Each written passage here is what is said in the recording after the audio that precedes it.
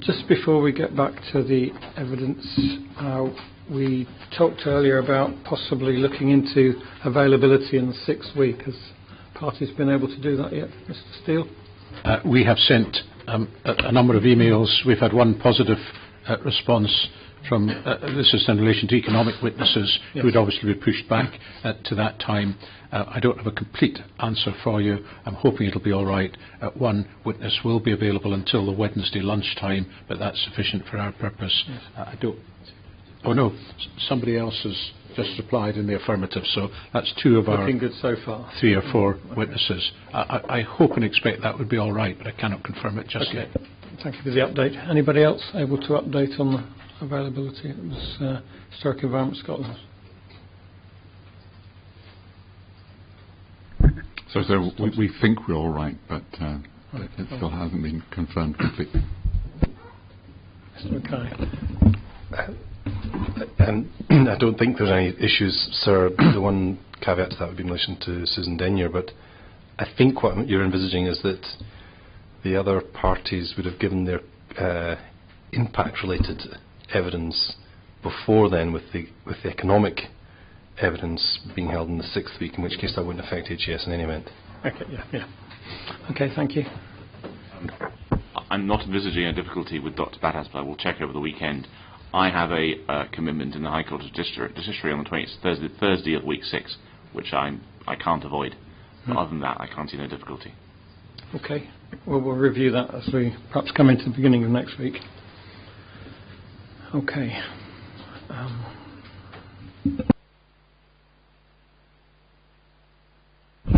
Just before you continue, Mr. Innes, I had a question for Mr. Wright. I was just thinking about that last sort of exchange between you and Mr. Innes. Thinking about for Scheme 1 CD 49 and the visualisation from the Burns Monument in that, and then comparing that to the visualisation at CD 157, which is sort of from the same position but with a wider, if you like, cone of view.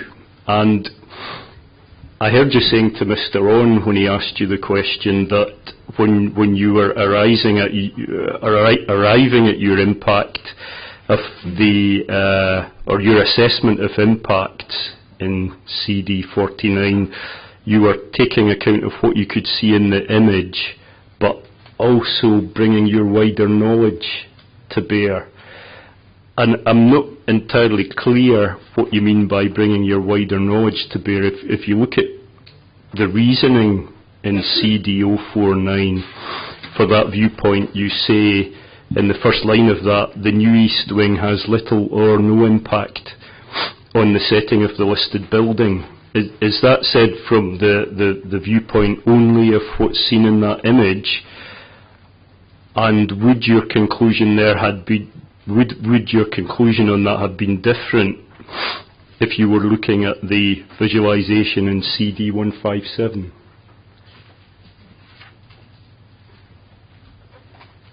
So if I could be given the image sure. in CD 157, I could respond to it. It's on page 5, I think, of CD 157.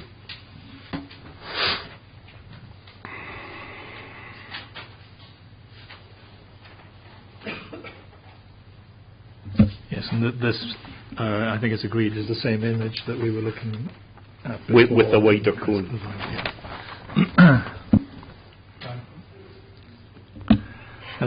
The answer I would give to that is that I'm looking at it from the single viewpoint.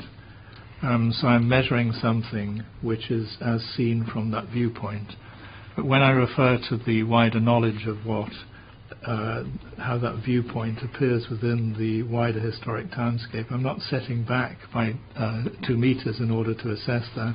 Neither am I stepping to the left by so many metres or to the right in order to do so. It's more in terms of an awareness of where that view is within the wider townscape.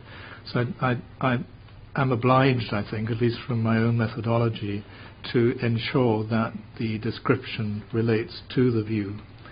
But what may appear in that description is some understanding of how the wider townscape works in terms of perceptions from that view. And it's not dissimilar to the discussion that Mr. Ennis raised with me regarding Mr. Van Grieken's image earlier on, that there may have been some awareness of what was in the left of the image, but it wasn't actually being described in terms of the impact which is in the view.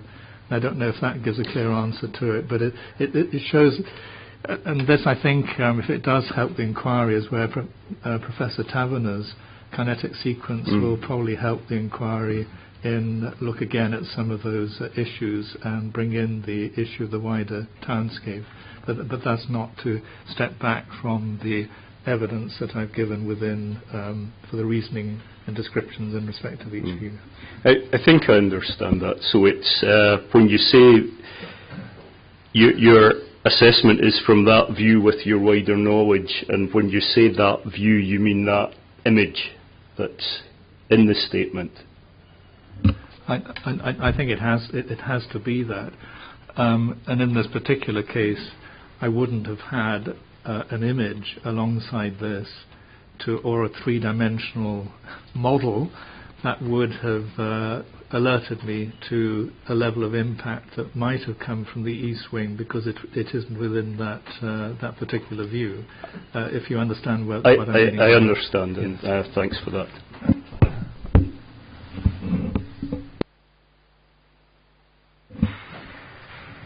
Right, thank you. Mr. Innes, do you have further examination? I do, thank you very much. Our last section, I thought we'd save, given northern connections, would be restricted to the battle of the northern facade. So if we could start off, I'm going to use visualization 27A from both. And I'm going to suggest, having looked at both those visualizations, that given the subject matter and the matters I'm going to raise, I think you will need the visualizations, because there are matters of detail which, there's 2 points we'll come to, but if you get CD 31, which is the visualizations for Scheme 1,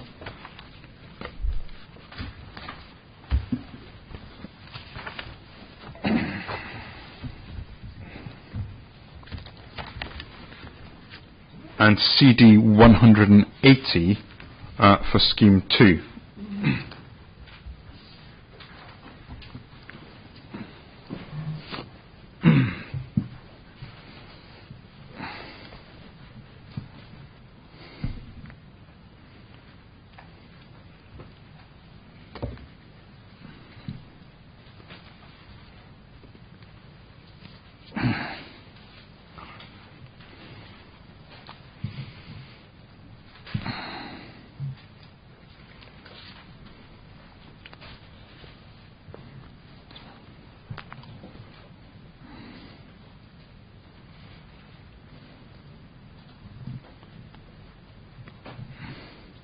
Yes, I have this information here. So, if we start off with Scheme 1 first, which is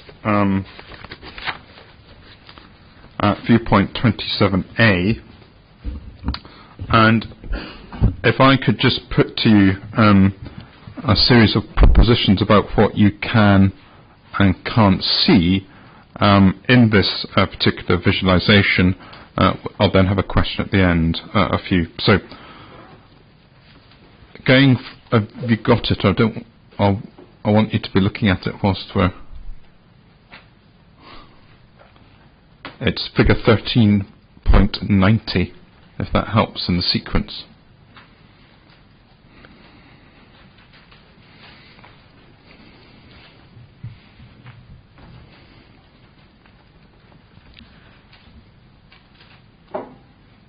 Yes, I have that. Yeah.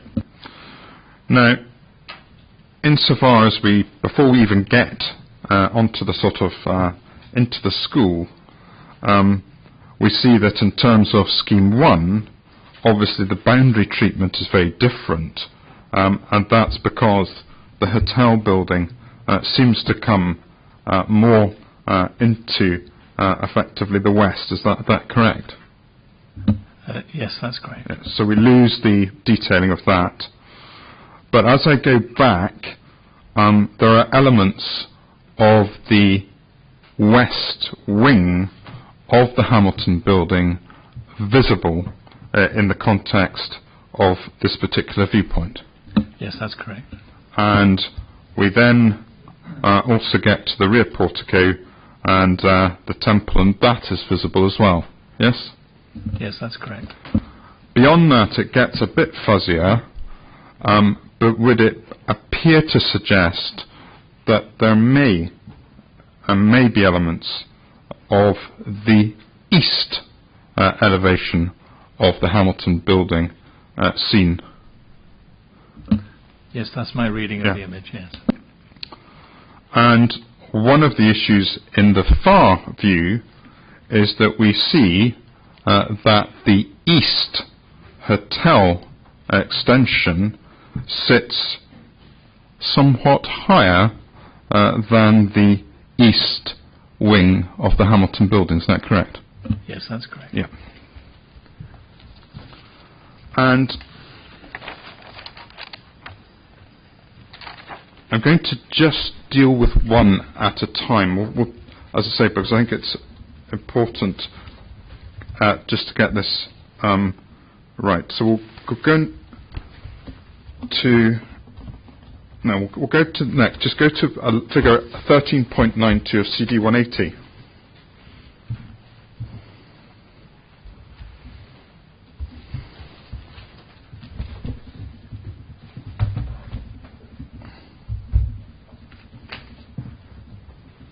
Yes, I have that.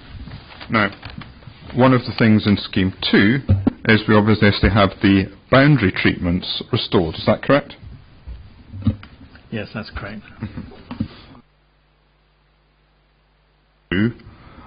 Scheme 2 sits slightly differently relative to the Hamilton building than Scheme 1, doesn't it? Yes, it does, yes. And in this particular picture, we lose effectively visibility of the west wing of the main Hamilton building. Is that correct? Yes, that's correct. So, insofar as differences between Scheme 1 and 2, in that respect, that context to the temple is lost in relation to Scheme 2. Yes, it has changed. And insofar as we see, again, there may be elements to the east of the temple of the original Hamilton building visible. That's correct, isn't it? Yes, that's correct. And I don't know quite how it works, but the scale and massing is different for the Eastern Hotel in that view than in the previous Scheme 1 view. Yes, that's correct. Yeah. Now, in terms of visualizations of that particular scene looking east, that's really the end of the matter as far as visualizations is concerned, isn't it? I'm not quite sure what you're asking me. Well, if I put it in this context, if I want to understand the scale and massing relationship visually between the eastern main building of Hamilton and the eastern hotel block, this is the only visualization from the west that shows that. It is within this scheme of photographs for the purpose of evaluation. Yeah. I cannot say whether there are other images which have been submitted as part of the application which are part of the architect's set. I simply don't know if that's the case. Yeah. Because if we go in these visualizations effectively to the rear of the building, which we do at the series of 32s, and perhaps if we could do 32 in relation to Scheme 1 first, please.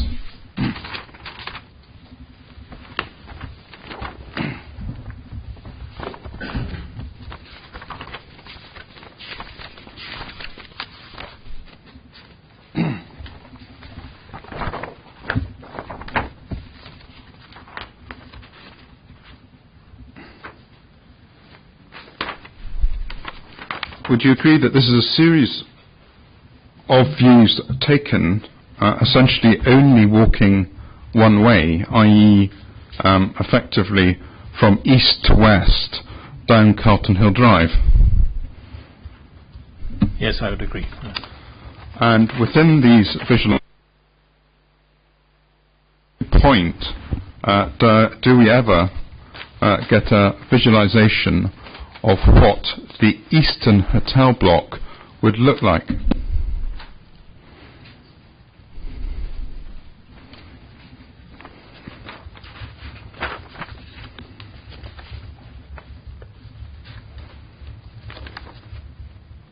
I'm just finding the images in both of the documents, but it's my understanding, without looking at each of the images, that is the case. Yeah. Mm-hmm.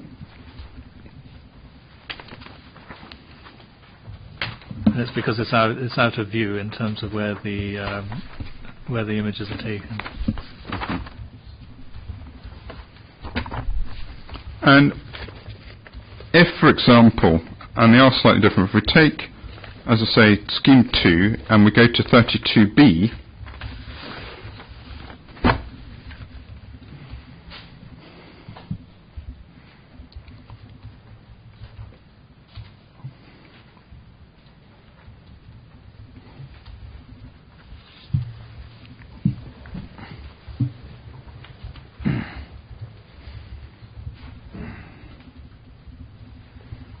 Yes, I have that. Yeah. If we look at 32B, if we look at the scrubland to the left, what we do know from looking at the tree plans that it's proposed that effectively those trees would go, wouldn't they?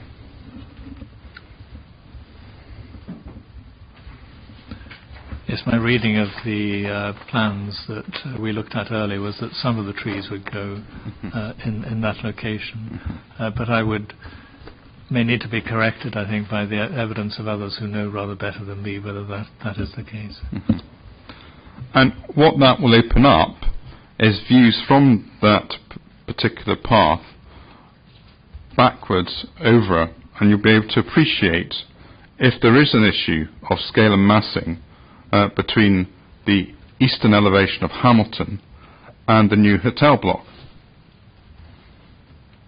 I would imagine that you would be able to see that at closer quarters than you can elsewhere. Yeah.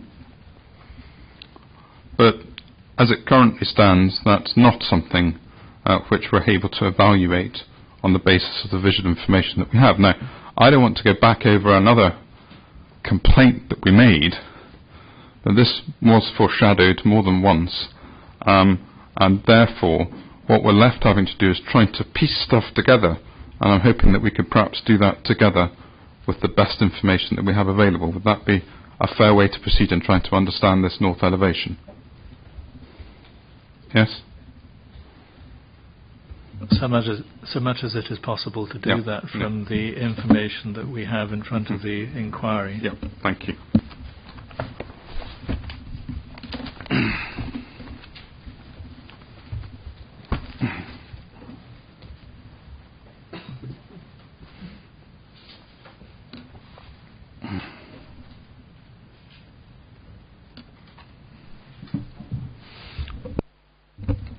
If we could perhaps start off, I think it's probably easier.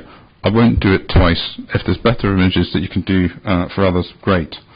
But I've just got one point of detail that I suspect in this north elevation is of relevance. And I would like to ask you to look at the infamous CD157 again, please.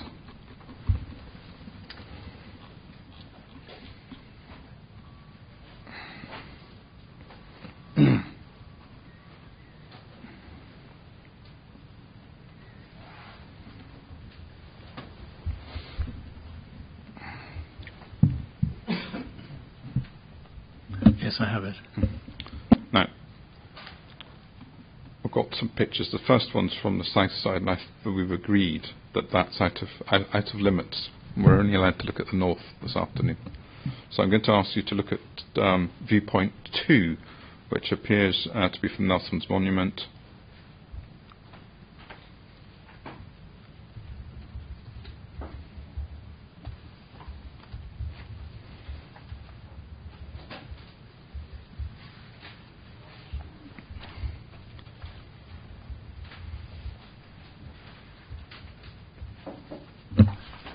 Can I check with you that it is that image? So, sorry. Yes. Now, I don't want to take a lot of inquiry time, but if I was standing somewhat to the east of the portico at that, if I'm imagining, because these are architects' drawings, they're not really for visualization, so we can envisage what we can see is essentially it.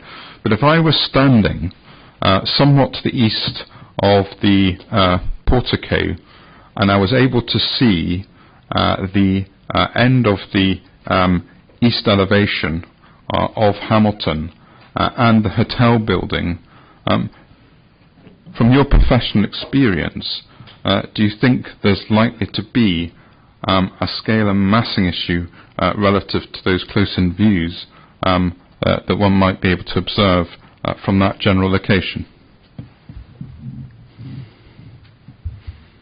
In terms of being able to evaluate it, it's more difficult, but there would be some impact from what is seen from that location.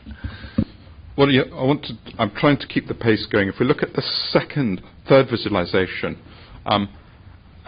essentially this is a Hoskins mock-up, and effectively it shows how, in this particular design, Scheme 1, essentially the western hotel block is linked to the west face of the Hamilton building. Yes, it does give an indication of that, but obviously not in detail. Yeah. And in that particular scheme, i.e. Scheme 1, the general way in which effectively the hotel guests are conveyed across the hotel is essentially in a linear route going through the facades. Is that correct? That's correct. Yeah. The link would penetrate the west bay of the west, the north bay of the west elevation, and then guests would travel through a glazed link on the rear of the north elevation. Yes. This is obviously another view, but we begin to get in this architect's view an issue or an inclination that there might be a scale and massing issue towards the east end of the northern facade. I agree, it is an indication of that. And the other aspect of this particular view is that it's likely that the trees that sit above the path up to Carlton Hill would no longer be there at that point, because those are the ones that are destined to go to make way for the access way up to the hill. Is that right? I don't think I'm qualified to comment on that, but others will be able to provide that evidence to the inquiry. Okay, thank you. But okay, so that's the solution in CD157 for these quite substantial links to create this way through. Perhaps helpful if we now perhaps contrast that in some ways and look at the links in relation to Scheme 2, which might also give us a bit of an indication of a different treatment, isn't it? Yes, that's correct. The treatment is different, yes. And I think if we go to, there's a number of images that we could look at, and in the first instance, I would suggest we look at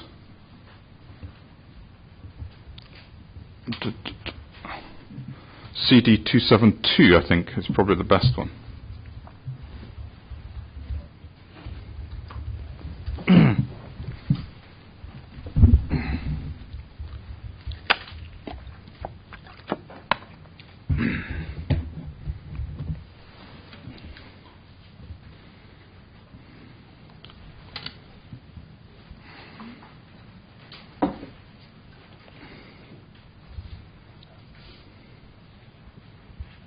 No. Yes, I have that. Yeah.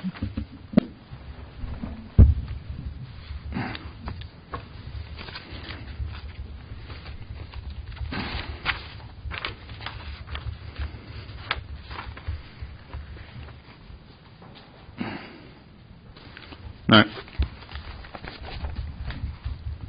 we see there that the change in the approach in terms of how the western block of hotel ties into the western facade of the building. Sorry, so if I could... It illustrates the new glass structure, the glass and steel structure, which is to be proposed to link the western hotel block with the western facade of the Hamilton building. Yes, that's the point I wish to correct you on, because it doesn't connect with the western facade, the west elevation of the... It connects with the north, and it does that deliberately to avoid any damage being done by any connection to the west elevation. I was coming to that. So the reason why there's a change in the way in which this has been presented is to avoid what in the last photograph looked quite a neat arrangement going into the western elevation. It's essentially, you didn't want to have anything in the western elevation. Isn't that right? Yes, it's because it was, if one looks at parallel assessments that are going on as part of the application, in part 2 of the heritage statement, I'm obliged to consider the impact of interventions on the fabric and authenticity, if you like, of the Hamilton building.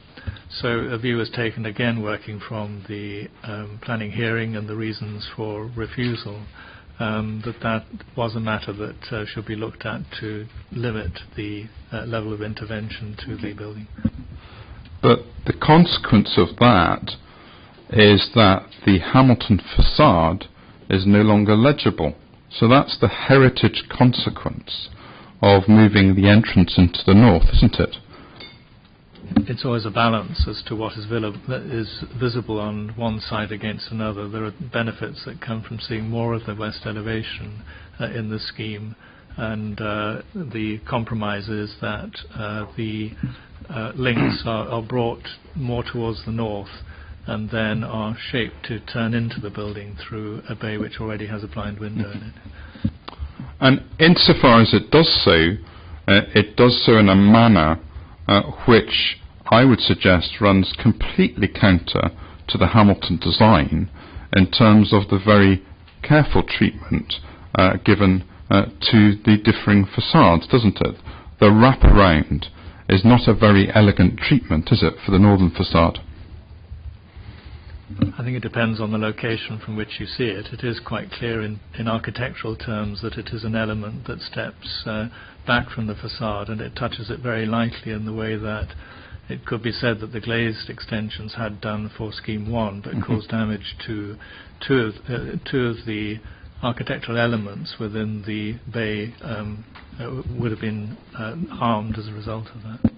Should we see an example of that delicacy? If we look at CD 270,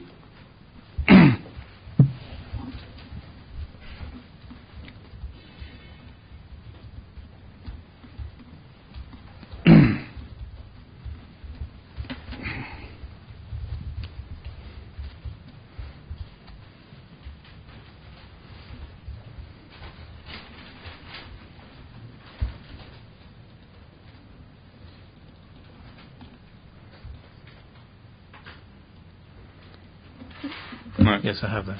That's the detail.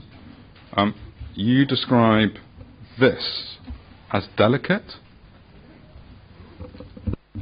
I think it is respectful in terms of the scale at which it comes into the rear elevation of the Hamilton building, and in terms of the connections that are made. It's very clear that this is modern as opposed to the facade, which is the original work here. Insofar as the right-hand drawing is concerned, we get a fairly clear indication of what one might describe as a brutal intervention into the northern facade from that particular location, is it not? I don't see it as being brutal from my point of view. This is thought through quite carefully in terms of how the elements related to one another. So if I could add, I think once again it would be for Mr. Gibb to give evidence of inquiry on that point. Yeah, but this is as an important facade of the Hamilton building, which you've criticised my clients for affecting its setting. I'm suggesting that this fairly brutal intervention in the northern elevation, as disclosed here, is far from subtle and has the effect of altering the way in which the key end points to the facade are understood and appreciated. Is that not the case? I'd agree it does have an effect on that, yes. And there would be a similar example at the east elevation as well. Yes, it would replicate that arrangement, yes.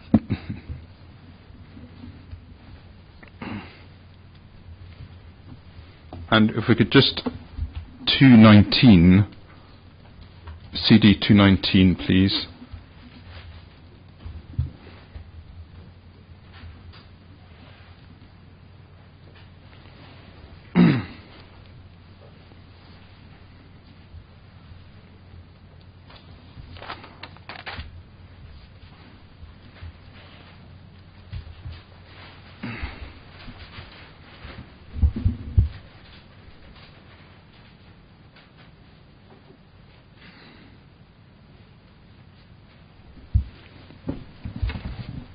Yes, I have that. Yeah. And just to point out or illustrate, the top section identifies essentially the scale of downtakings required under Scheme 2 in the northern elevation. And if you're looking at it at a computer, it's really hard to do in terms of it doesn't really show up. But would you accept that in this elevation there is a significant intervention in terms of downtakings and alterations to the facade? There are a number of windows and openings where the sills are removed to create openings into the facade. Mm-hmm. And it will in part change the character of the northern facade.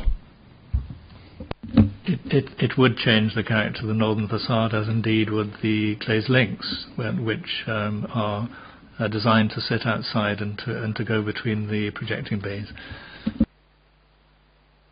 In terms, could we perhaps put it this way, that the northern facade in Scheme 2 has been sacrificed in terms of avoiding effects, for example, any effects on the east and west facades. That's the position, isn't it? No, that's not altogether true, sir, because the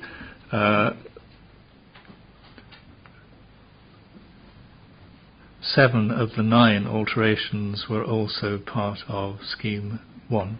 So the only differences are the 2 at the end bays here. And I think it is worth observing in this that one of the reasons why it had been accepted, I think, widely by both Historic Environment Scotland and by the city in terms of the need for this, related to the preservation of spaces on the inside of the building, and that's something that we can't lose sight of here, in that this isn't just a question of looking at a single elevation. It has to be looked at three-dimensionally in terms of the building plans and what they mean, and reading those and how they're used by those within the building.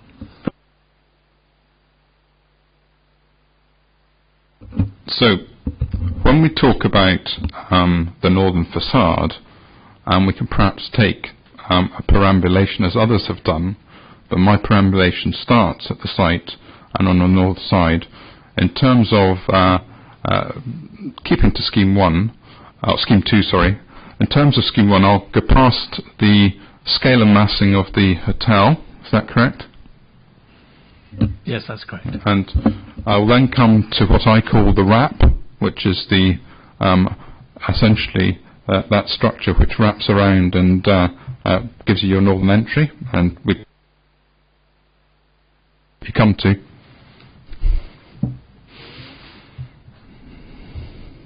We're on scheme 1, sir. scheme 2. We're keeping to scheme 2 at this stage. On scheme 2, there'd be a continuation of the base story of the wing that would then run across the gap at single story and across the corner of the north elevation. That's correct. Yeah. And then we would pass through the various glass tunnels, which are still part of scheme 2, between the various facades of the rear of the Hamilton building. No, you wouldn't do that, sir, because the if you're arriving, there's no point of entry into the bedroom wings. You're assuming that you have. I'm walking past those glazed. Yes. Yeah. I fully accept that you would walk past. I thought you implied that you're walking through them. No, you couldn't get in there. That's one of the features of this hotel. The guests don't get to walk outside. They have to stay in the tunnel till they get to the exit points. And then you come across the main entrance, and that's shown in CD 267.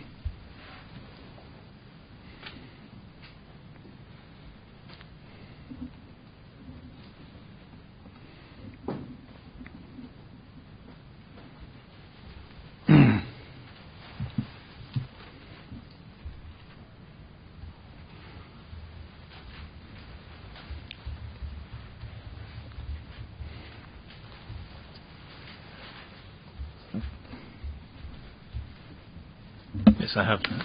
Yeah.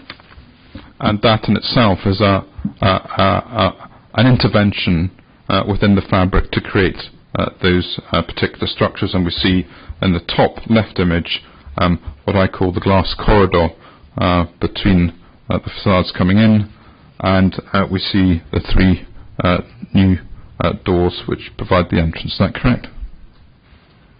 Yes, that's correct. That in itself is a change in the character to the north facade. Yes, that's accepted. And if we go the other direction and carry on, I just replicate it in a slightly different way. I go to the glazed, the east, the wrap, and then the new hotel. That's correct? By the new hotel, you mean the east bedroom wing of the new east bedroom wing of the hotel? That's correct, yes. So, in terms of comparison, which you have done partially on the north and relating to setting, there are differences in approach in relation to the effects that would be had on the north facade between the Royal High School preservation scheme and effectively the hotel schemes. And I've just gone through scheme 2, and as you say, it's slightly different, but not.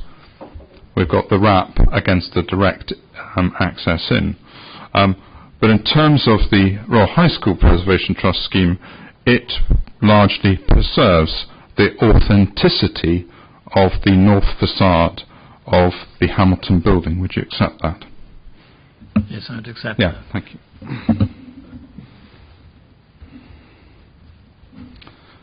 Thank you very much. It's all right, I have no further questions. Thank you. Thank you, Mr. Innes. Mr. Nimmo, did you have any questions you wanted to ask this witness? No, I don't. Thank you.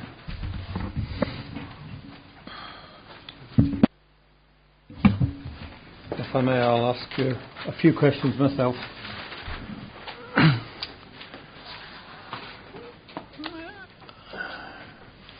Hopefully it won't take too long.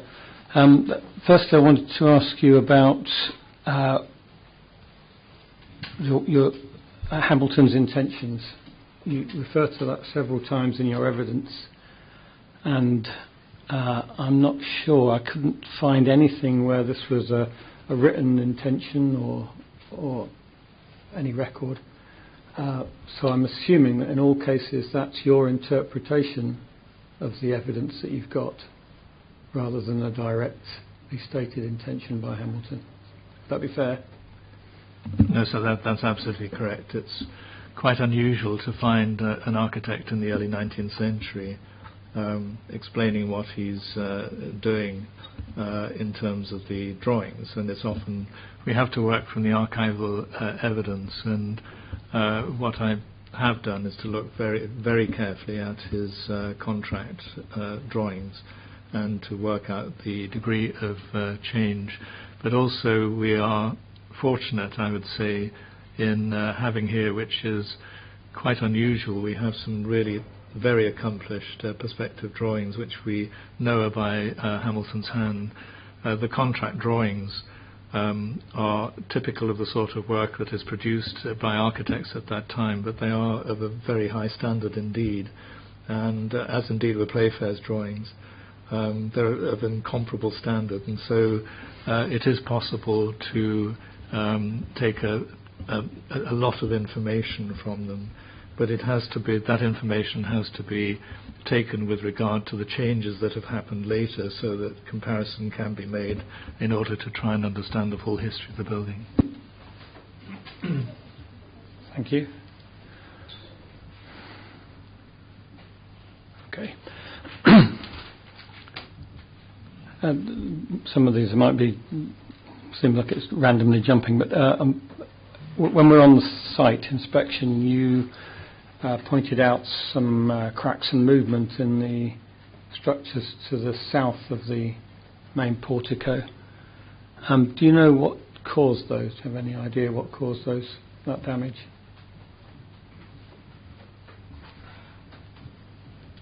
Is it a process over time? No, sir, I don't think it is. I think it is something that happened at a very early date in the construction of the building, and I think I have given evidence somewhere in all the many words I've written about this building, for which I can only apologise in terms of the density of information that has to be waded through. But I do make some assessment of it comes from an understanding of the cut and fill arrangements, because what we do know of Stevenson's Road is that there were major works, which were major civil engineering infrastructure works, which were carried out to the site to shape it for Stevenson's Road. So even in the retaining walls, there's always a cut and fill operation. And when you look at the George Washington Wilson images of the 1870s, where it's particularly clear, and even in the Shepherd drawings, you see this massive amount of underbuilding, which shows the degree to which and a good construction technique is to ensure that your cut and fill operations are such that what you cut out you put back elsewhere on the site to save on cost. So in this particular instance, because Hamilton is trying to push his building as far possible as he can, in the position where the central portico occurs. So you have the build-up of the foot gates, and upon that you've got then the further openings which are above that, and the steps then run up to the top of the portico. All of this is elevating the grandeur of the building and giving it that monumentality. But what has happened, I think, by looking at there's a red line, or at least there is a line that's even identified in the copies of the Hamilton drawings within the heritage statement. it'll become very apparent where the sections. The sections through the building. It'll become very apparent, and I think that's the reason that I asked for these be made available to the inquiry at larger details so that they could be studied if you needed to look at that information. But there is a line that comes through that shows very clearly the remodelling of the site, and at the bottom end you're getting somewhere which is above the ground level as it's coming down to meet the road, where there could be an element of fill. And we can never be sure until such time as there are proper engineering investigations, which of course would be done, and no such investigations have been carried out. But it is, I'm sorry if I'm going on a little at some length, but it is so it is understood. Yes. But it's almost certainly the case, I think, that the heavy weight of masonry, it's not actually on the line of the portico. It's less on the line of the portico, but it's the structures that sit proud of that are the ones in mass which have moved away from the main wall of the portico. So there's clearly a weakness there, and it's resulted in the fracturing of a number of the ashlar stones, and where the very wide joints that have occurred. And at the top, when you stand on the portico, you're getting something of that significance. So it is very large, which has broken large slabs of stone. Okay. And the evidence is there in the it's even in the early photographs of the building, where you can see in terms of the railings that at the higher level that there's a very noticeable dip in them. So there is settlement clearly in that area. Okay, thank you, that's helpful. Can I ask you about the enfilade? Is that just an arrangement in the building, just what it looks like, or was there a sequence of activities or a procession or associated with it? In a sense, it's all of those things. It's often something which is used in the classical country house. But in this particular building, I think it is more a gesture on plan, because the notion of school children running through the rector's room and libraries and so forth to get from one part of the building to the other. Yes. I think almost certainly what would have happened, they would have left the building at the two wings where the classrooms were, yes, and either gone outside to the pavilions, or and so the centre part is really reserved for specific either teaching or other purposes. So it's a piece of architecture rather than functional relationship. Yes, it's something you find in architectural design at around that time. So it shows that it is a very sophisticated plan, that he was using these sort of principles. Thank you. The last thing I want to ask you about is significance, and in particular relative significance, if I can put it that way. You seem to avoid giving any differentiating between the different elements of significance and putting one above the other or giving them any scale or grade. That's deliberate, is it?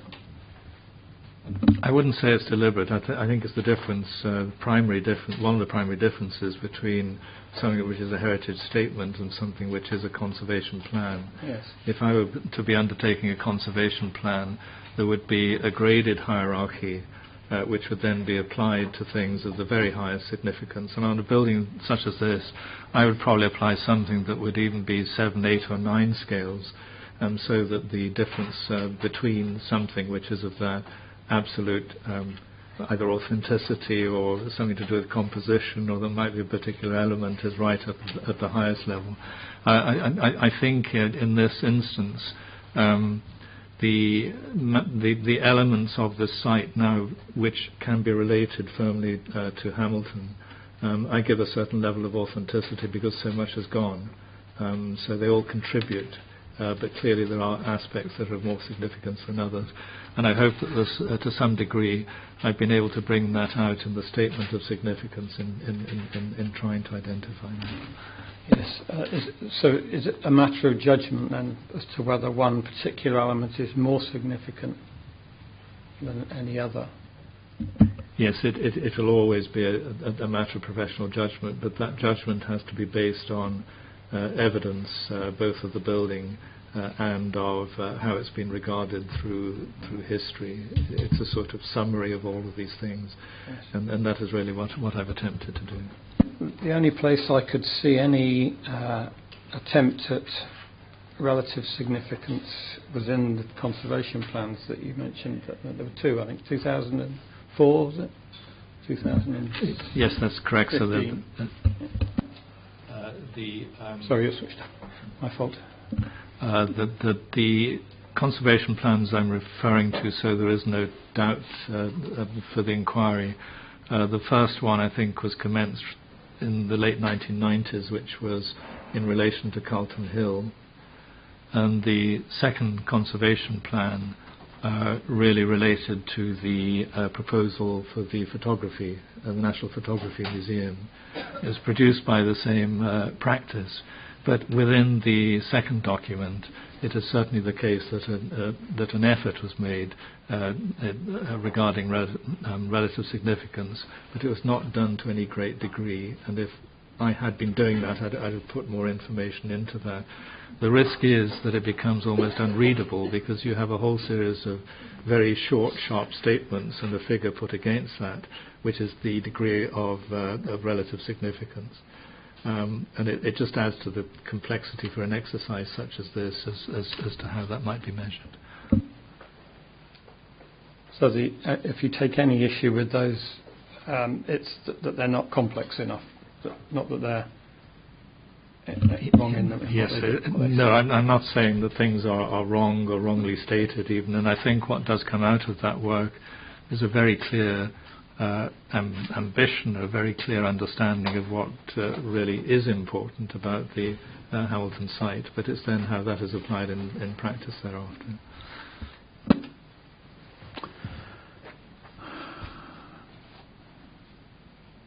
Okay, no, that's fine. Thank you. That's all I have for you. Mr. Steele, do you want to ask any questions of re-examination, and do you need a break at all before we do that? A few minutes might be helpful, actually, sir. Yes, if you're going to have a break in any event, that's. Well, yeah, I think it would be a convenient time to have a mid-afternoon break. If that's okay. If you're happy with that, yeah, thanks, sir. Right, we'll resume. So let's say 2:45, 3:45. Good afternoon, and we're very nearly there, you'll be pleased to know. Now, given, Mr. Wright, all that's gone before this week and the time of day, I'm going to try and focus in on only those issues which I hope, indeed expect, might be determining issues. So the viewing on top of inverted telescopes will not feature in this, nor the attribution of paintings. Can we go back, please, to AH 18?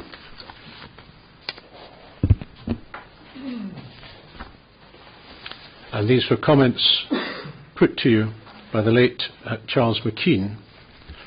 But to put the matter in context, could I ask you to tell us on what he was commenting at that time? What was the document that this seems to be related to, which is part of EH 18? If you turn a couple of pages, do you see the answer to that?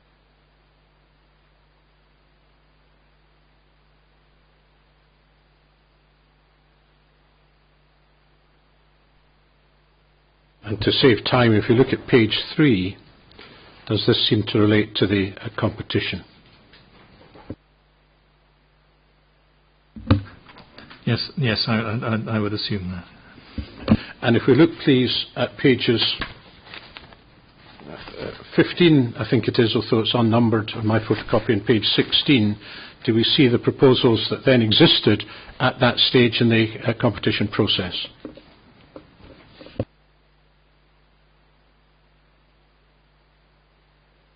Yes, I see them. And in particular, do we see two red or pink blocks on page 15 and a slightly different hue on page 16 in the massing study, indicating the bedroom development that was proposed at that time? Yes, I see that. And does it appear that both of these blocks were pretty close to the original Hamilton building? yes, they are very close to the Hamilton building. And if we turn to 16, although it's a grainy image, difficult to follow, does that give us an indication of the height or massing at that time? Yes, it's sufficient in my view to give an indication of that. No more than that. So if we then go back to look at Charles McKean's comments, firstly, do we see 7 listed strengths of the proposal at that time? Yes, I see that on the right of the page. I won't ask you to read them out. We can all read them for ourselves. But he also, and these were put to you, listed weaknesses, and number 2 was too close and too high. Has anything transpired between that date, which is, I think, in 2009, to date, to address those issues? Yes, I would refer to the, to me, it's clearest in my attempt to understand how the scheme had evolved, in that I have set out to summarise this from my perspective in part 3 of the Heritage Impact Assessment, and I think it may be section 4, and it is simply to understand the process through which the design went, and there are also references to this process in my inquiry report. And indeed we'll hear the detail from the architect in due course as to the precise scale and massing alterations that there were. Is that fair? I think that is fair. Yeah. Just for my information, one of the weaknesses was slightly isolationist. Oh, very briefly, what do you think was meant by that, Mr. Wright?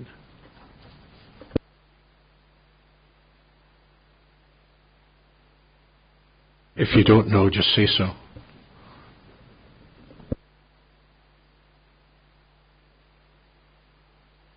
I was thinking about the matter with my knowledge of Mr. McKean as a person and how he addressed these sort of things, and if this conveys a particular meaning. I just wonder if it is. No, I think I would be just wondering, but I can share thoughts. If you're just wondering, let's perhaps just leave it just now, given the time of day. Now, going back, please, to many days ago, you were asked many questions about document CD192, and I do not ask you to look at it or anyone else to look at it. These were the sketches by Chris Rankin, the landscape architect. I don't know if you can remember that far back. I'm struggling to do so.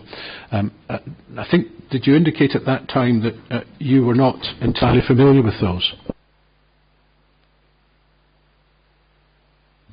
I remember seeing them at the time, and they were part of the review that we were carrying out. Are you aware that 2 subsequent witnesses deal with these drawings in detail in their written evidence, namely Mr. Gibb and Mr. Van Grieken? Yes, I am aware of that. So if anybody is really interested in them, these are the witnesses to ask. Is that fair? I think it would be fairer to ask them. They have greater knowledge of their origins and purpose than I would, yes. Thank you. Now, you made in your inquiry report a certain criticism of the AHSS, and you were cross-examined about this, and you used the words fabricating evidence. What did you mean by that, Mr. Wright? What is the basis of that statement? I think it is an inherent problem in Edinburgh, is what within the city of Edinburgh, of the degree to which in the past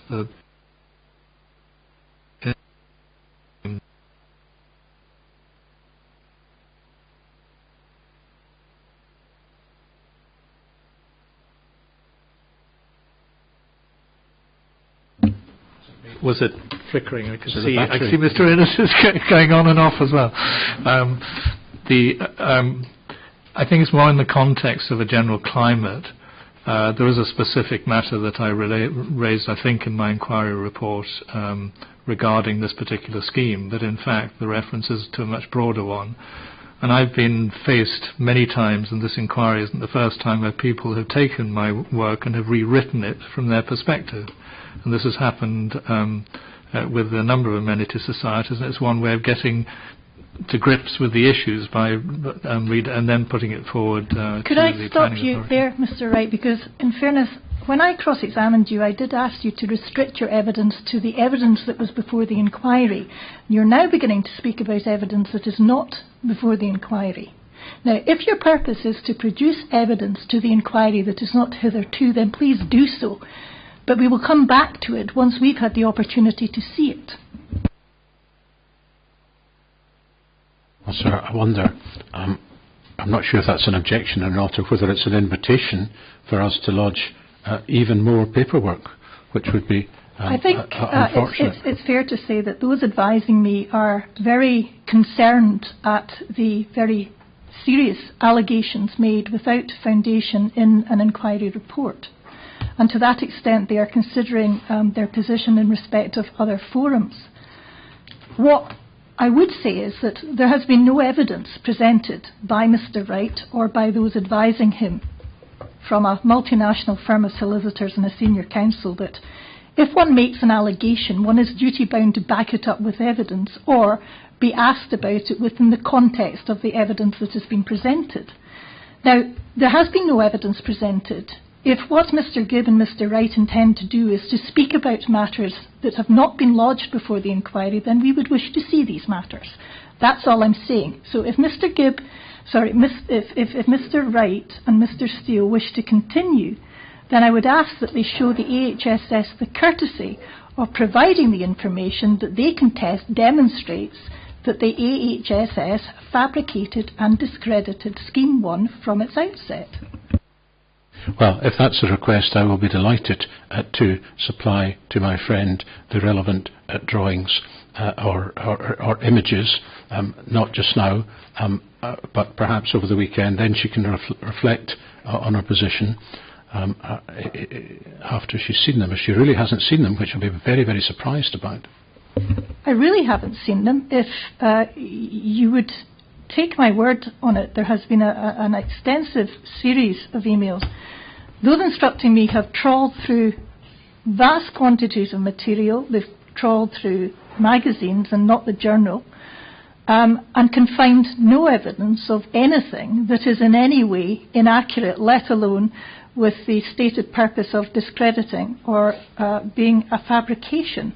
Now, all I'm saying is the opportunity to provide that was at the document stage a number of weeks ago. And if this is going to be a matter upon which, sirs, you are going to be influenced, then yes, I would like this information to be provided.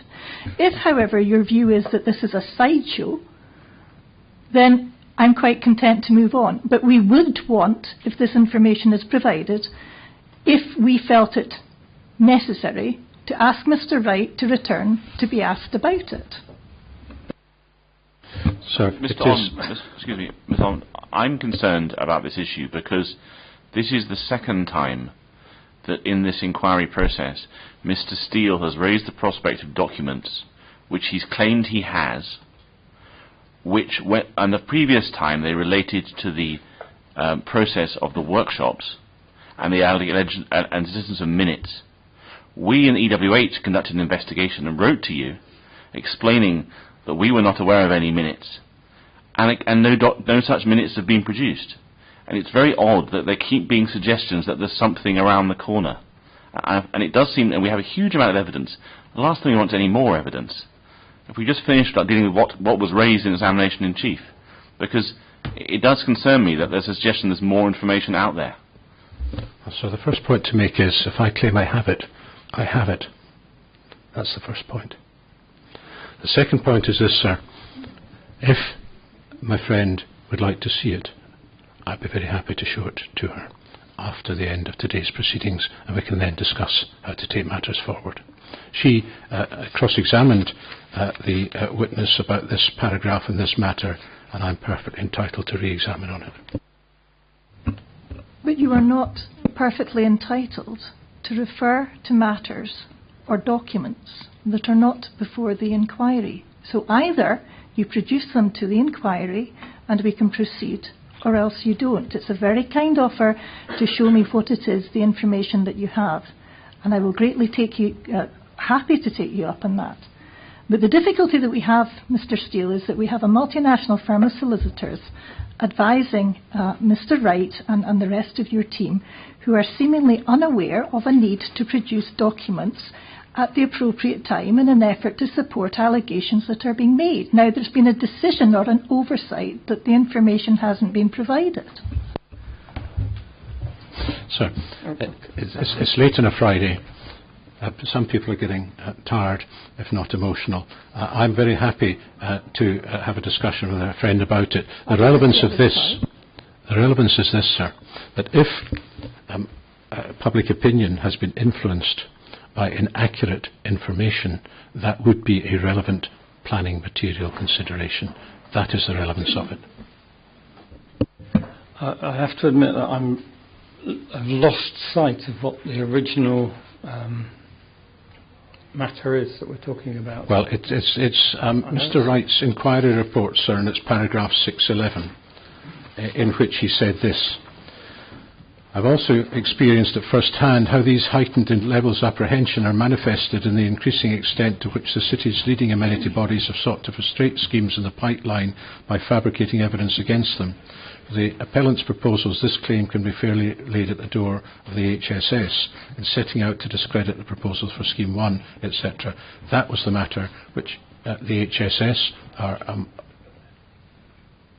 anxious about and cross-examine Mr. Wright about, and I'm simply re-examining him on that point. I simply asked him, one would have thought, a fairly innocent question and re-examination as to what exactly he meant by that, having been cross-examined about it. There was nothing objectionable in my question and re-examination, as far as I can see. Sir, if I might be permitted to comment. The question has been phrased in an unobjectionable way.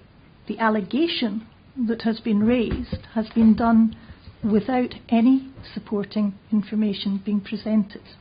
So there is an allegation of the HSS having discredited with the definitions with which Mr. Wright has agreed, and that the HSS has fabricated evidence with the definition of the word that Mr. Wright has agreed.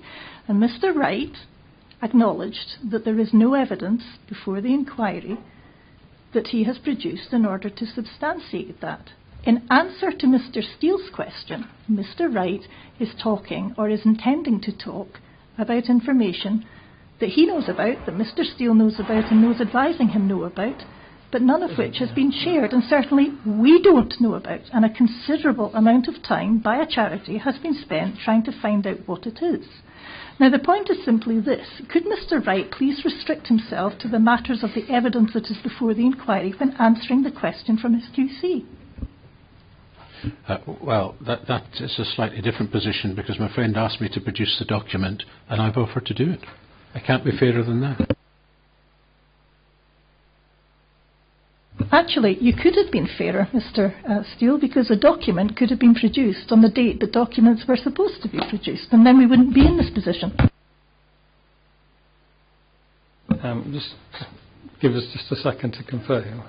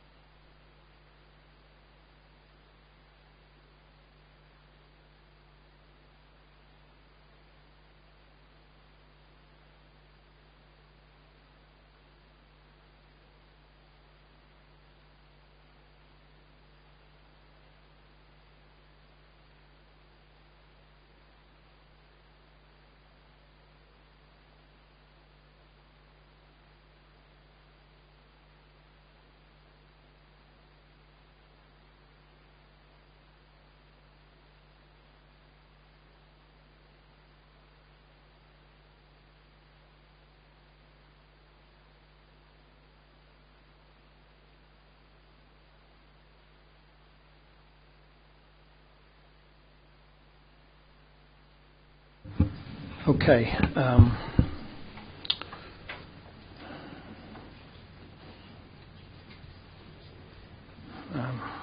So.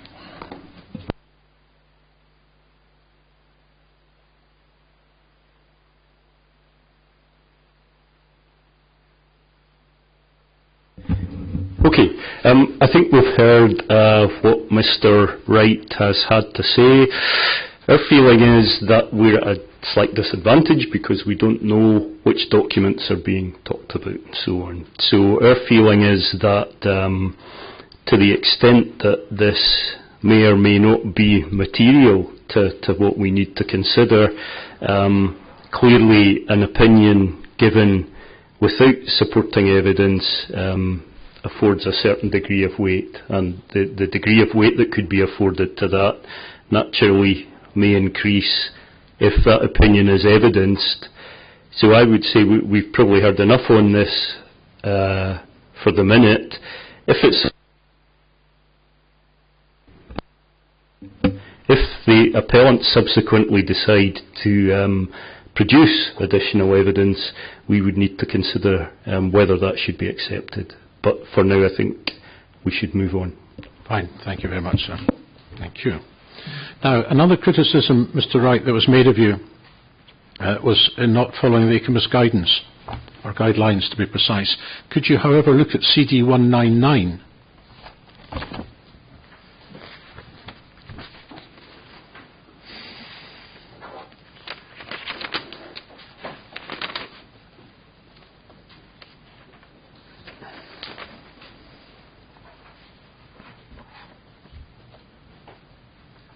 At page 29, I'm sorry, under the heading Mitigation, and hopefully given the time it's not necessary to read it all out, but at 6.4.1 do we there see a full description of your methodology?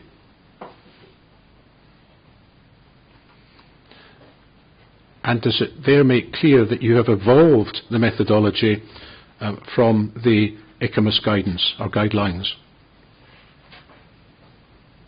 Yes, indeed, that's correct. But I've also expanded, because it's been very clear to me... Is your microphone on? Sorry.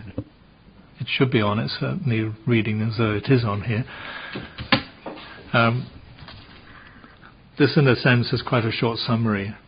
And I've expanded upon that evidence in my inquiry report because I appreciated that some of these points are not always being grasped in the evidence that I've seen coming from other parties and in discussion. So it's both this and it's in my inquiry report. So the short point is this, that the methodology that you have followed is fully set out and explained both here and perhaps to a greater extent in your inquiry report. Is that correct?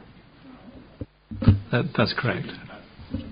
I've already been told by Mr. Steele that I'm talking about irrelevant matters, but Mr. Steele is asking most monumentally leading questions, and I know the witness is tired, but it can be done better than that, surely.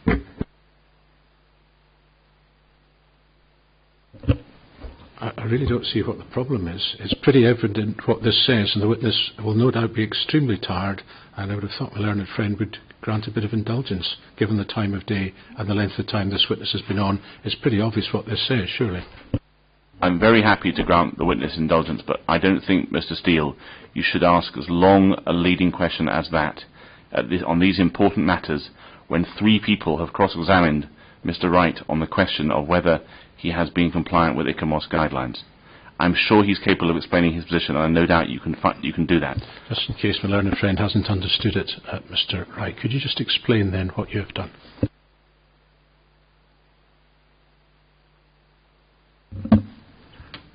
By reference to 641 in the... 641 might be a short way of looking at it, and you've done so at greater length, I think, in another document.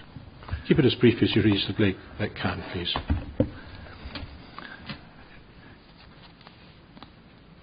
I'll endeavour to do that. I think, as Mr. Steele has pointed out, has reminded me that the summary of the approach is given in 6.4, but I have expanded upon that, as I indicated in my inquiry report, under the section which looks at impacts on the World Heritage Site and on the OUV, and I can refer I don't need to read any of that out, I think, because the evidence is there. But it's in section 5.3. I can't remember the numbers, but I could give those to you. But there is expanded evidence on that within the inquiry report. And the purpose of doing that was really to help the inquiry understand what the methodology was and what the basis was used, but also with regard to, given that this is relatively new guidance, which has only came out in 2011, also how difficult it is to use that and how it has to be adapted for, say, the British system, and in terms of making sure that it's appropriate for an urban site where there is a lot of development and so forth. So I could give you the clause where this begins, but it really starts on impact on the World Heritage Site for Scheme 1 is where it's set out, beginning clause 5.3.33, if that helps. 5.3.33 onwards, is that yes, so? In your inquiry report. Yes, sir. You were asked a number of questions about skyline development in relation to View 11, etc., from St Anthony's Chapel. Mr. Wright, could I just ask you, please, to look at CD 199 at page 74.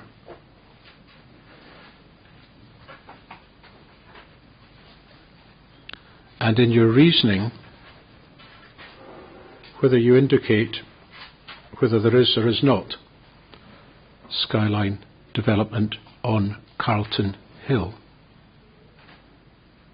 I think if you start half a dozen lines up, if that's not leading, that might save time.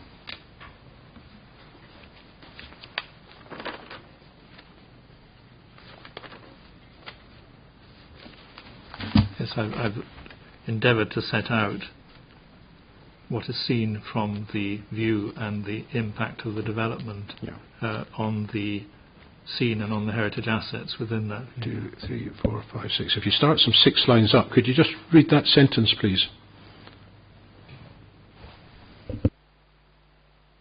The new West Wing. The new West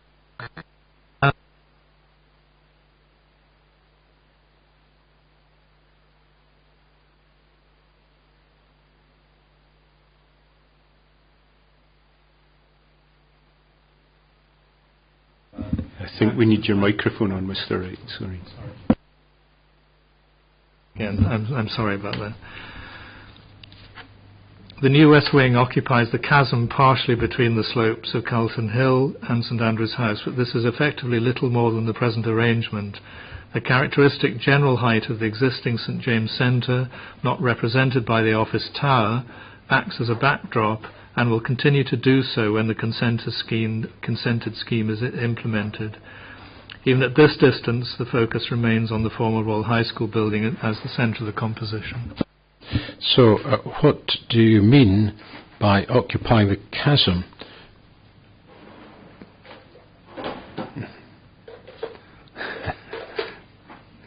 I wish it was as easy for that for us.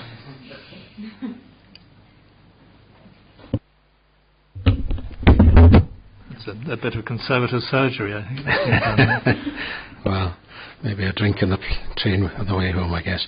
Mr. Wright, what do you mean when you say it occupies the chasm between the slopes of the hill and St Andrew's House? You see, it's been suggested to you that this was skyline development on Carlton Hill. Yes, if the St James Centre in its present state no longer existed, there would still be buildings of some height which would occupy the gap.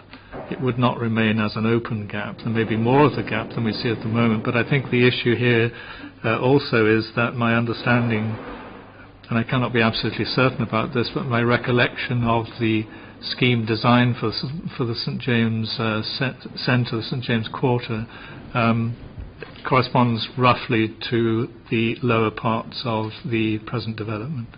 Thank you. Now, greenery, many questions by Mr. Innes about greenery. Was greenery part of the development as carried out by Hamilton or part of his intentions?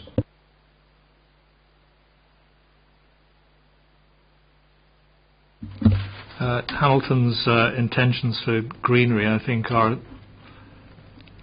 a little uncertain in that the best evidence that we have is in relation to a fairly early perspective of the scheme, which can be dated to 1826, but shows fairly minor vegetation alongside Miller's now.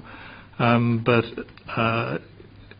it's quite clear to me that he always imagined that his building would be this sublime background which comes from the rock blasting, which he would have thought as something of merit rather than something which becomes part of the green hill.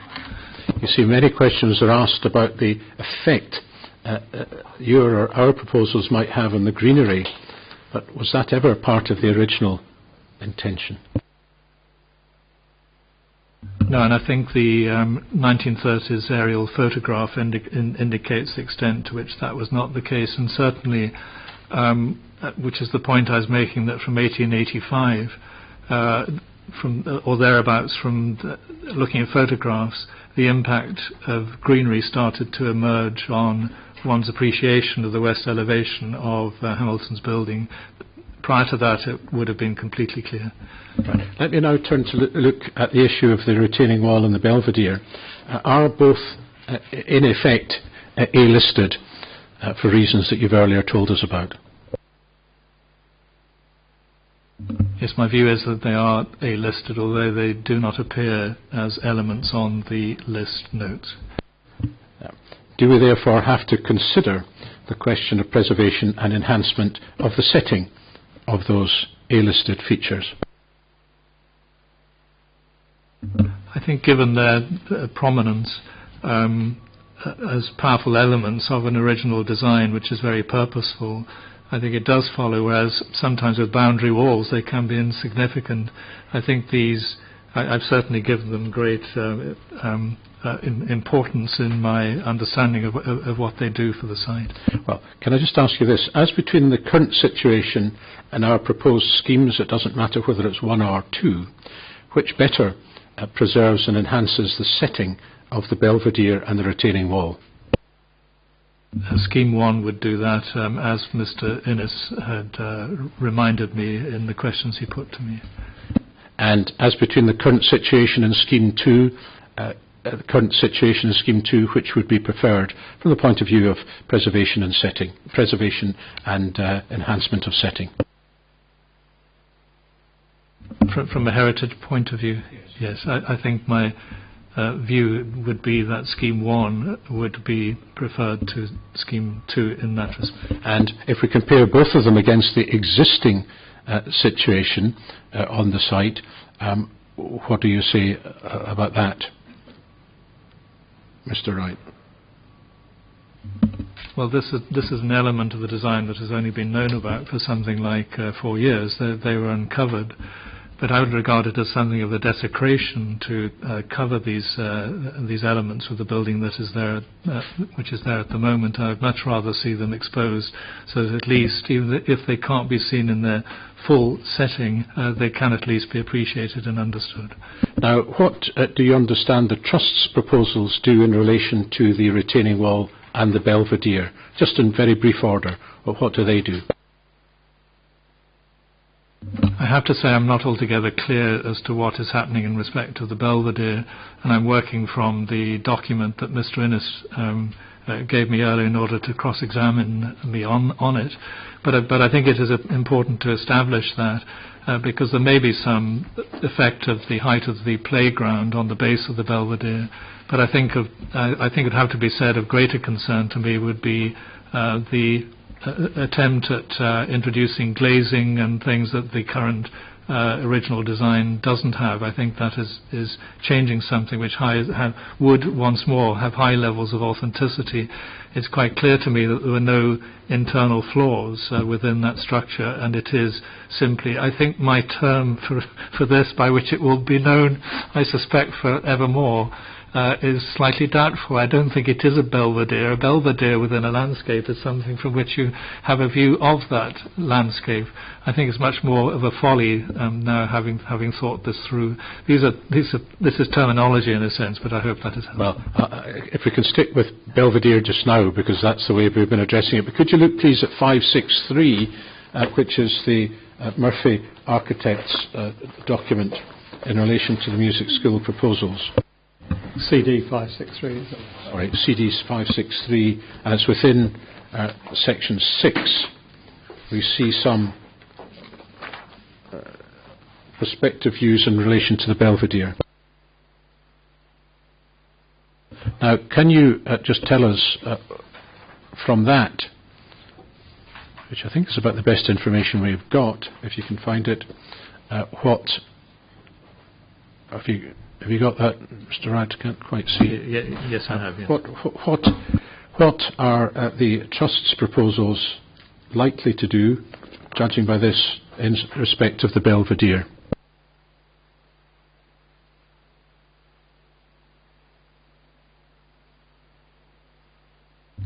I think it's easier almost to look at the aerial view of the new school from the southeast amongst this set, because it gives that elevated view of the changes in level rather better and from a higher viewpoint.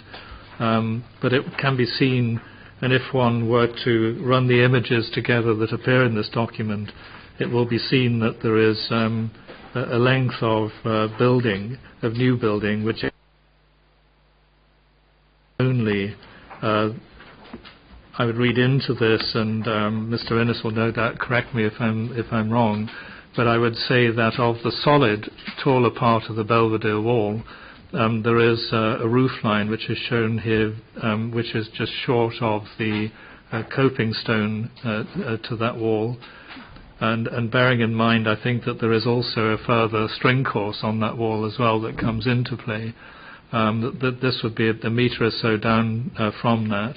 But this level of construction continues right across the 5/8 of the length of that wall, of the taller part of the wall, but then it continues across the length of wall corresponding to the rear elevation of the building, which, as we identified before, and it is shown on this particular image that I have in front of me. If anyone needs to know which image that is, it's this one, so that the comparison can be made. And that would occur at a point where there are open railings, and hence some of these structures would interfere with the view of the north elevation. Can you assist me with this, Mr. Wright, in relation to the belvedere? What has happened to the lower section of the belvedere? Where is it? I think it's very difficult to make comparisons, and I would not wish to do that. But it looks to me, certainly the evidence that I uncovered on site was that it was a fairly simple opening at the base of the wall. This looks to me as though it's been foreshortened in some way, but I wouldn't want to be authoritative on that particular point. It would need further study in order to confirm that. And if we look at the perspective view I'm looking at, what is that on the roof of the belvedere? Or am I seeing things as it were? I think you need to turn to the original drawing perspective I took you to in section 6.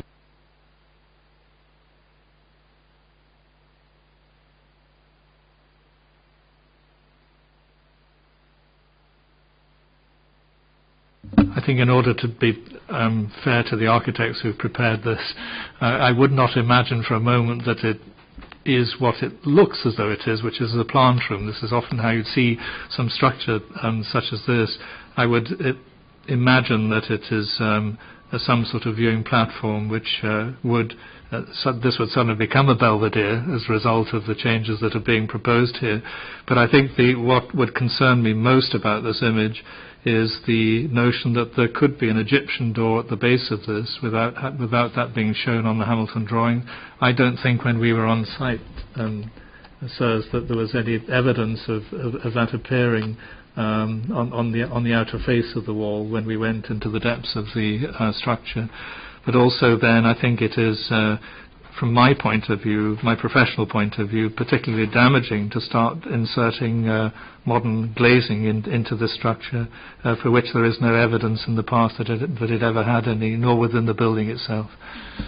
So are these windows that we see there new interventions in the structure? Yes, they do not exist in the original, and neither did they exist at any point in its history. And what I naively thought was a plant room, you attribute as a viewing platform, is that so?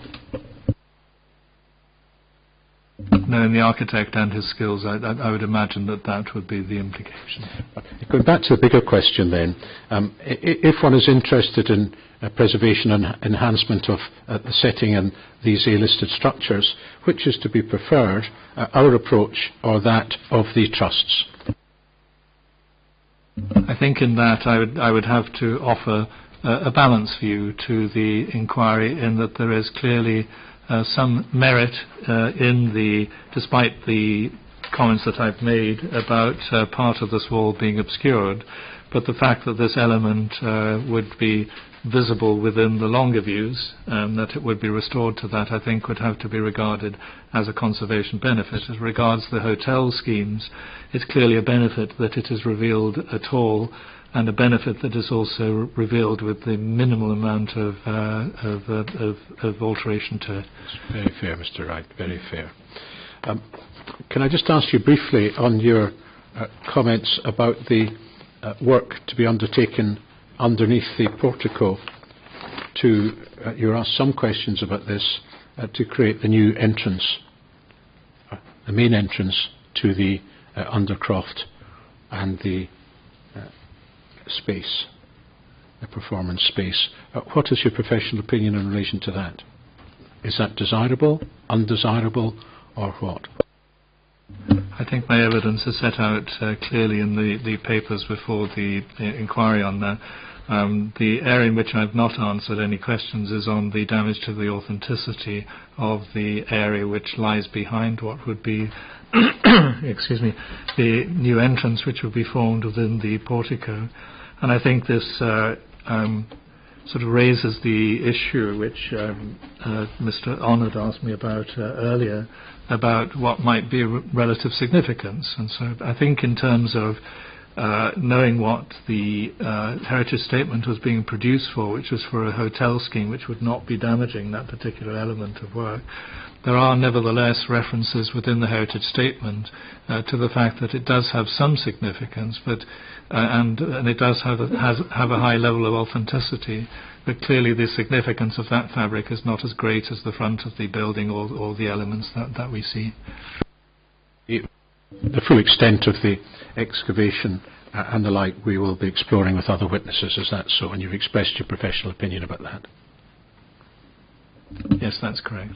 Now, it was suggested to you that the main assembly room, I may have got the wording not precise, but was largely untouched, or words to that effect, with the raked seating and the like. But in fact, could I ask you to look, please, at the intentions for the main assembly hall, which are contained within this document? That's at section 6. Of course, it's an unnumbered page, but there's a section headed Main Assembly Hall.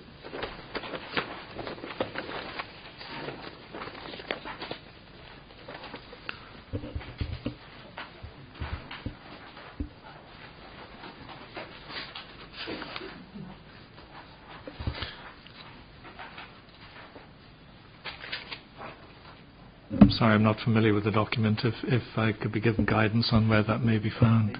12, I think, in this one. 12 in on section 6.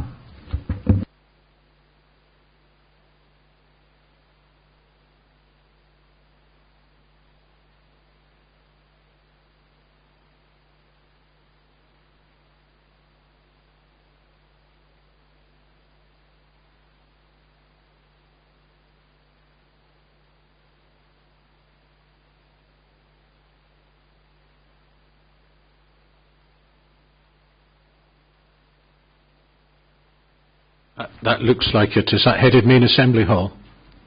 Yes, it is, yes. Right. Well, I'm not going to go through this in detail, but if we look at this and the next 2 or 3 pages, what does that tell us about the intentions for retaining the Assembly Hall as is?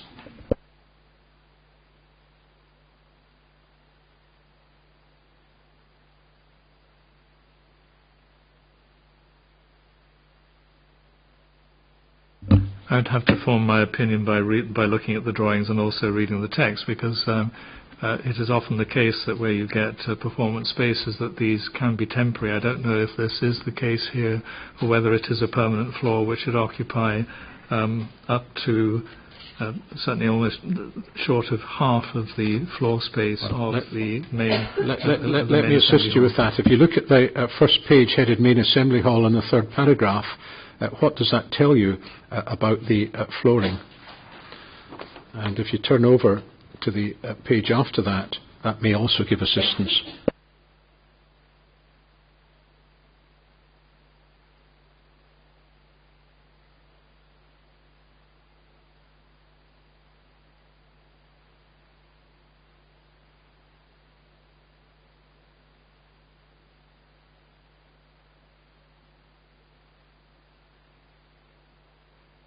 I think that does suggest to me, if only from the diagrammatic section, that there is a permanent change to the well of the Assembly Hall, which allows some flexibility in how the performers may be accommodated within that space.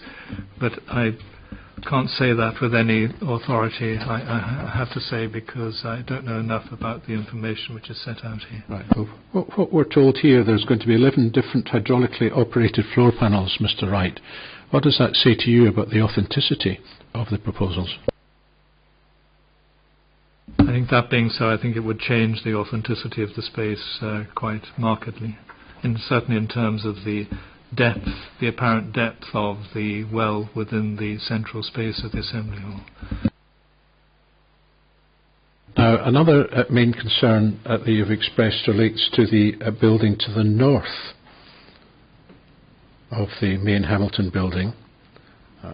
What do you think, what weight should attach to that when the reporters come to evaluate and make recommendations?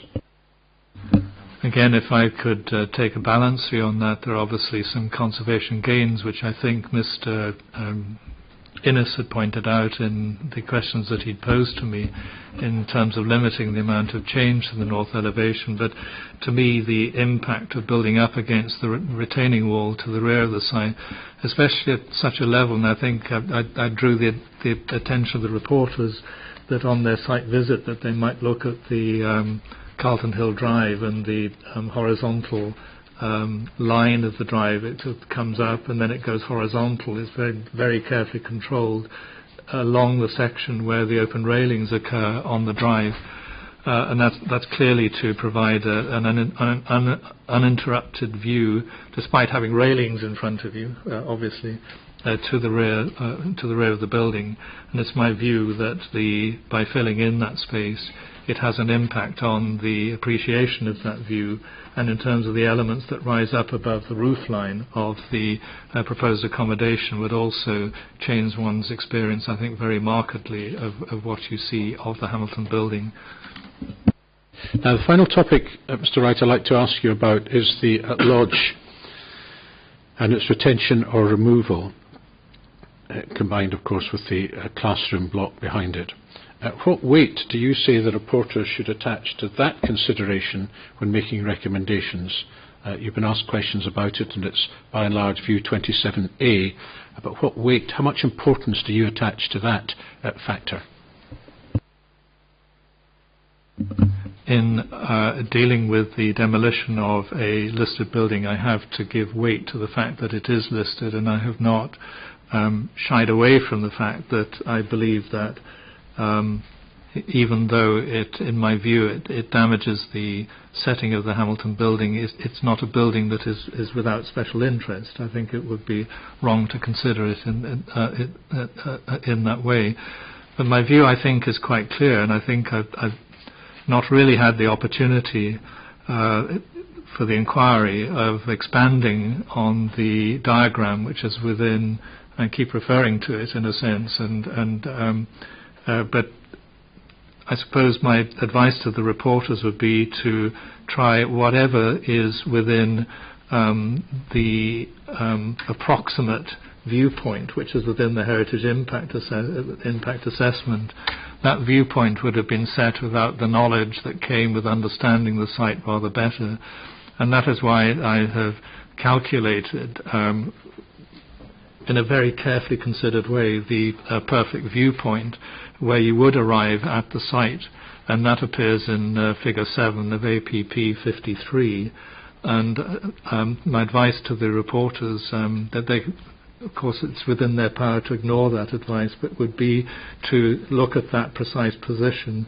It is slightly difficult to establish the position, I have to admit, but having the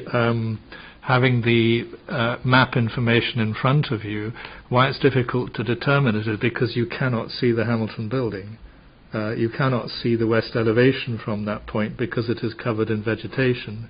So you have to be able to reconstruct what that viewing point is, and when you do that, you will get that appreciation working from the 1852 map of what it would be if the gate lodge were not in that position, and the degree to which it disguises the view of both the north elevation of the Hamilton building and the west elevation when seen in context with one another.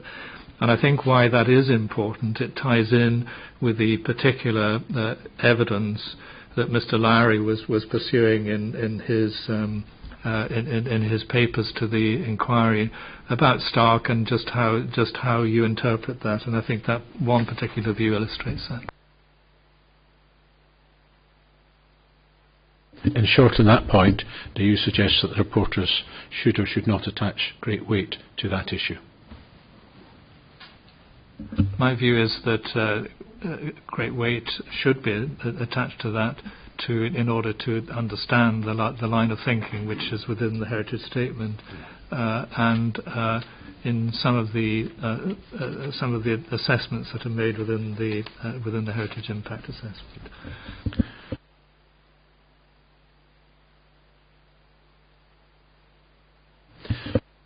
Mr. Wright, can I just say to you that is the end of your evidence. I've got no further questions, and can I personally congratulate you on 4 days of evidence. I didn't anticipate that, and I've never witnessed such a length of evidence from anybody, so I thank you very much for that, and I'm sure my colleagues will join me in wishing you well. Thank you. Thank you, Mr. Steele, and thank you, Mr. Wright. I agree with what's been said. Mr. Steele, we have precious little time left, but I wondered whether we might move on to your next witness, at least in chief.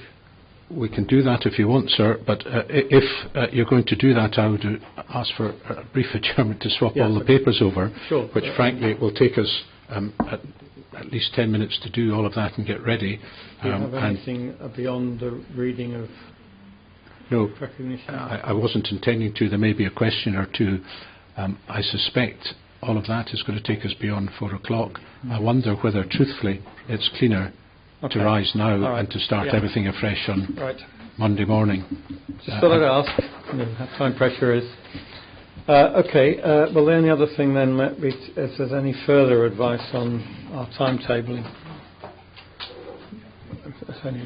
We're just checking an email now. Something we can contemplate over the weekend. Excuse me. I think it likely that we will be able to attend on week 6, sir. But I'm still hoping that all evidence will be finished in week 5, albeit the economic issues might shift back a day or two. And I don't know if have we reached agreement about the moment. Thank you. Sorry, Ms. Nimmo. Could we start earlier? Could we start at 9:30 in the morning next week? Get through a bit more in the morning. So that I would concur in that suggestion. I really genuinely hope that no one else will have to go through the ordeal that Mr. Wright has been through. And if that is the case, it wouldn't seem a problem if people are giving evidence for part of the day to have an early start. It would give us an extra 2.5 hours. each week. Yes, and if Mr. Steele were to get tired, as he perhaps suggested. That's yes, only for the following week when no. I'm cross-examining, so I've no difficulty with next week, except on day one, because we've got to set up all the papers on Monday morning, so that might be a little bit of a push to do that. I mean, we will be here at 9 o'clock, but we'll be sorting out papers, etc. on Monday. We'll have to come back and reassemble in this room anyway. It might be difficult. Yes. But, Yeah. Can I suggest we revisit that on Monday? So, thank you. Helpful suggestions. Or 9:30 from Tuesday. Yeah, from Tuesday, 9:30 maybe, but certainly 10 o'clock on Monday. Okay, anything else before we close for the week? Anything, Mr. Thompson? I wonder, sir, if you could just clarify whether we are definitely putting forward the start of the council's case to the Tuesday of the third week. Would it help to know that now, if possible? I would agree with that, and I would think that's a very sensible, even optimistic suggestion, but I cannot see it being for Tuesday. Okay, not before then, not before the Tuesday. Anything from anyone else? Thank you all very much. Remember, we have to clear out of the room, and we'll see you all on Monday at 10 a.m.